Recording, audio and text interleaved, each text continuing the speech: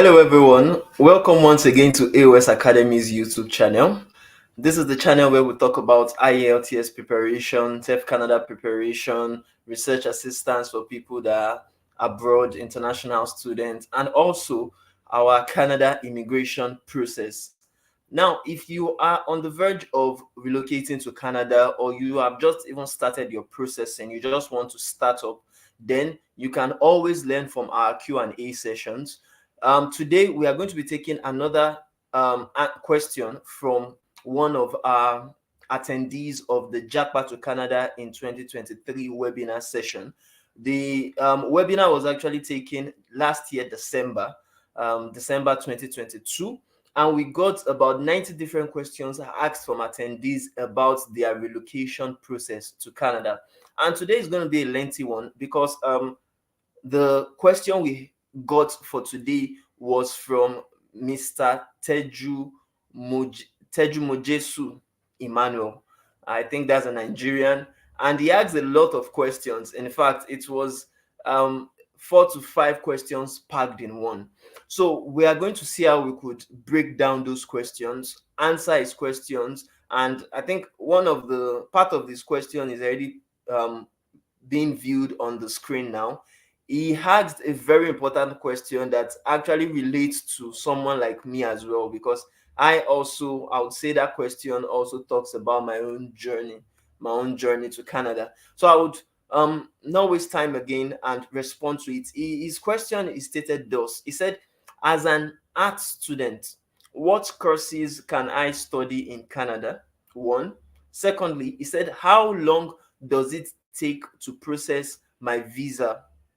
That's two. The third one, he asked, what are the requirements? And fourthly, he also asked, am I taking any exams? And after that, he said, how much does it cost to process my visa?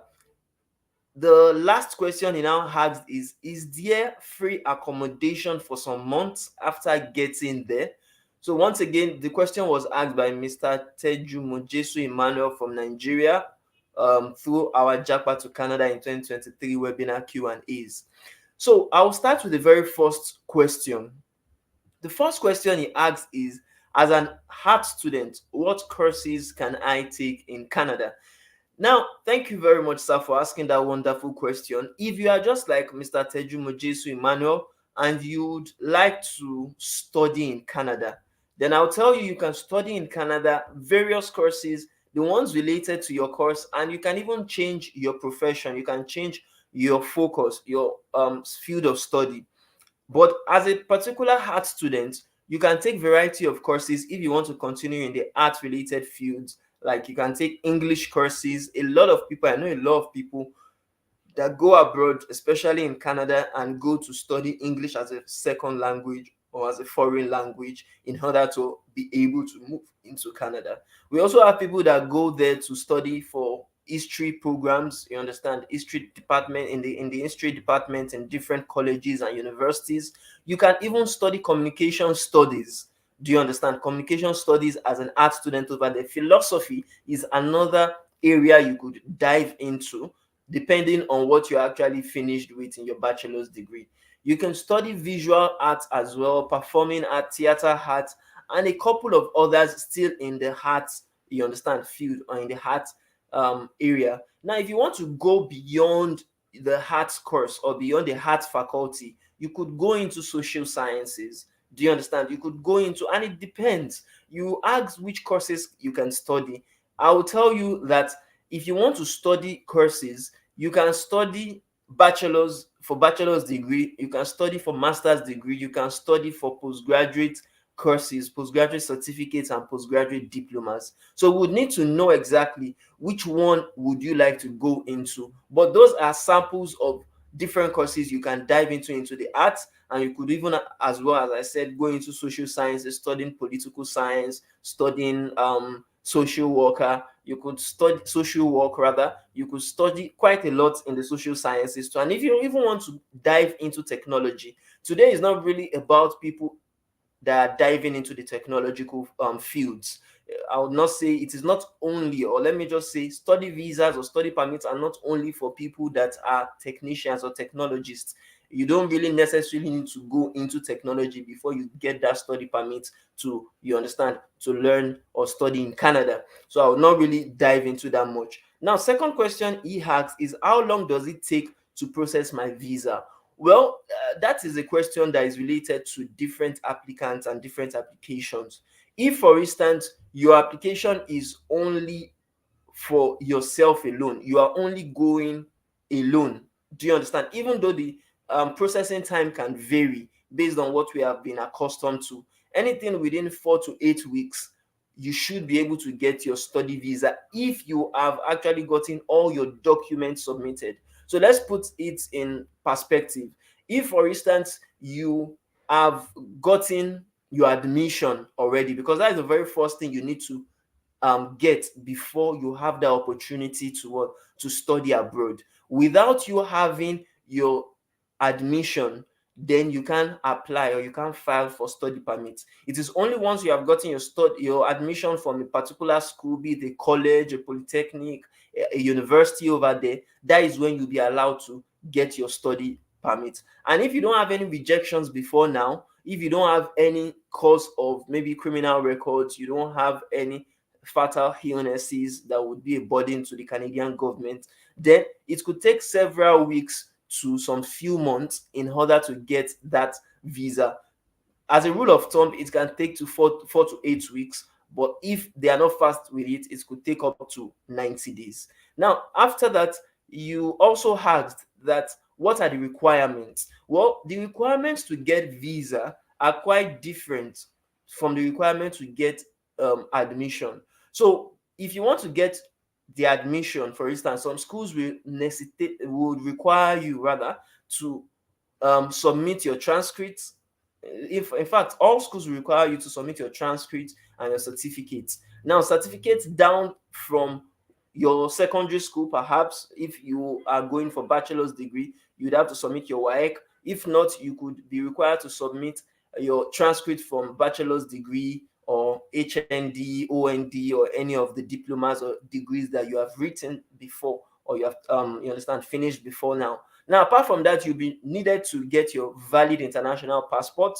You would also be required to get the statement of purpose. You have to pen that down. You have to write that, the statement of purpose, in order to show your willingness to study that particular program when you move to Canada. And you may be needed to pay the application fee of certain universities. Some universities require it, some do not require it. So you have to check with that particular university. And you may be required to take language tests, you understand, in a particular school. Some schools, like I know of University of Regina, Saskatchewan, that doesn't require it. Even University of Alberta may not require it from you.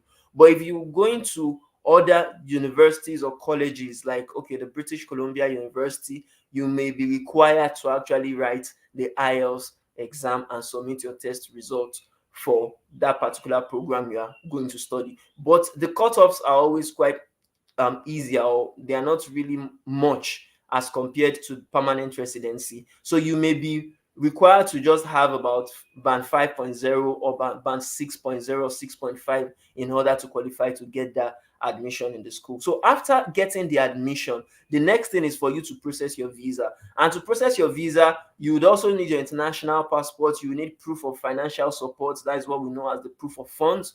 You would also need proof of acceptance or proof of admission in that particular school. So that will be issued through the admission letter, so to speak, from a Canadian Education Institute. You may also require possibly your language test scores, even though it's not important for the study permit or the study visa officer to actually see that. And if, for instance, you are someone that is going with your family members, you may require some explanation letters to show or to inform them, to indicate why you need to go along with your family members. And as well, you will need to file for them, because you can also file for study visa for your dependents. You may be required to file for work permits for, maybe for instance, if you are a female and you are going with your spouse, you may need to file for work permits for your spouse. Do you understand? And if you are going with a child or some children, you may need to actually file for visitor visa. you understand, tourist visa for any or both or all of those children. However, you need to be careful with that, because for study visas, it is always a kind of red flag if you are going with your what they call it now, with your children. It's possible, it's not that it's not possible, but you would have to convince them that at the end of the day, after your program, you'll be coming back to your home country together with your family, and that may be where they feel some things are actually cropping up there. Now, apart from that, you are asking, am I taking any exams? As I've said before, it's not compulsory to take exams in some schools. Like I've talked about universities of Regina, Saskatchewan, even Seneca College, you may not necessarily be required to write IELTS examination.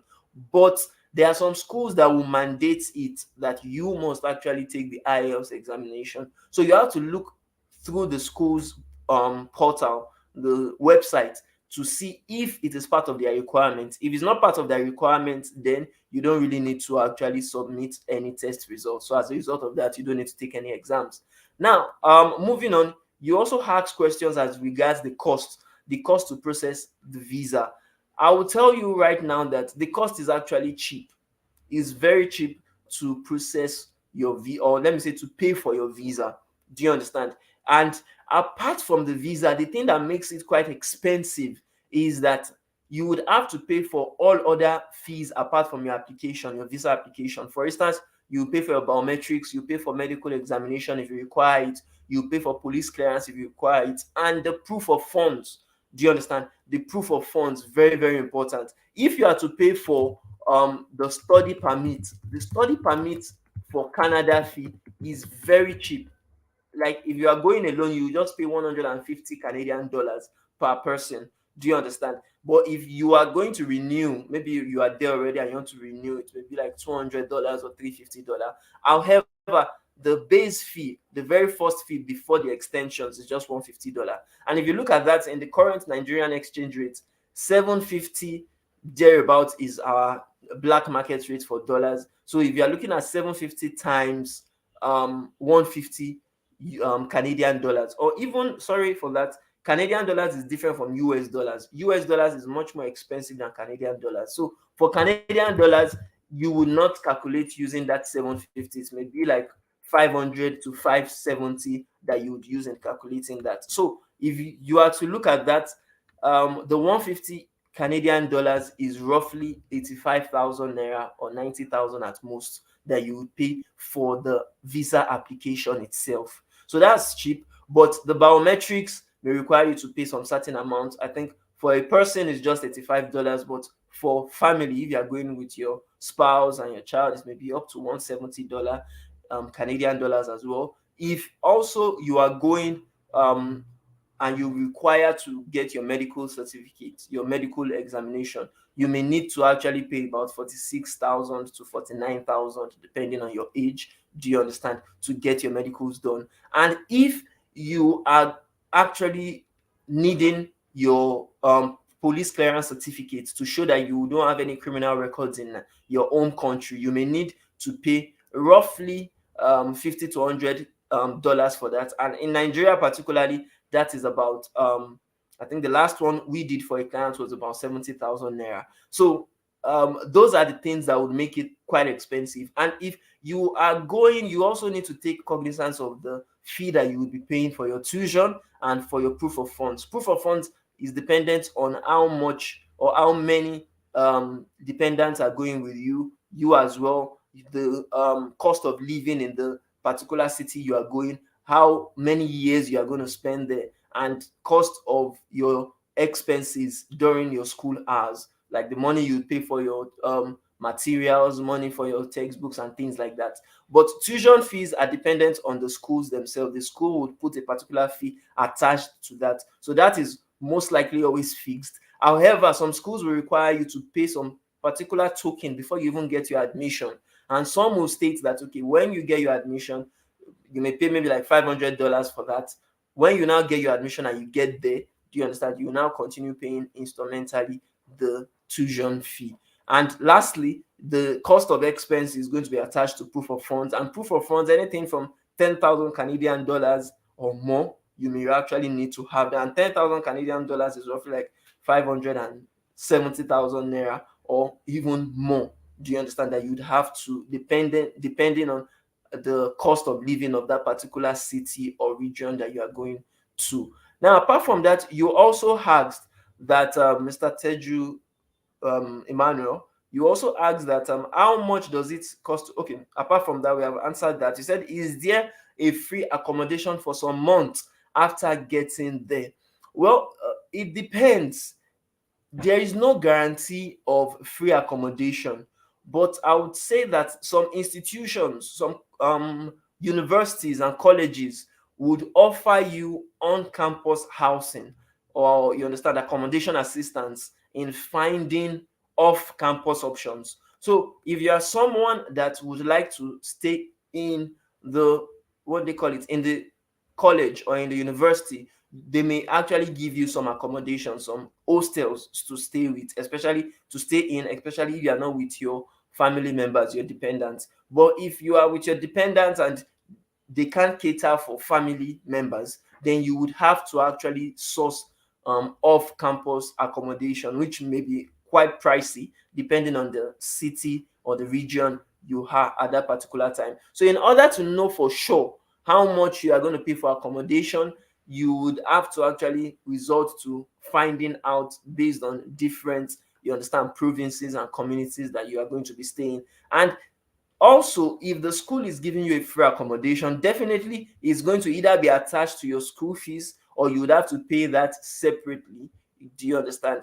But if you have family members, yeah, if you have family members that are currently in the city you are going to, the community or the province, then you may have to actually get admission in a school that is very close to the accommodation that your family members are residing, so that instead of paying expenses or expending money for accommodation that may be pricey, you may just go and live together with your family members once you understand, get there. So I hope that answers the question for today. If you have any questions, you can also drop it on the chat section.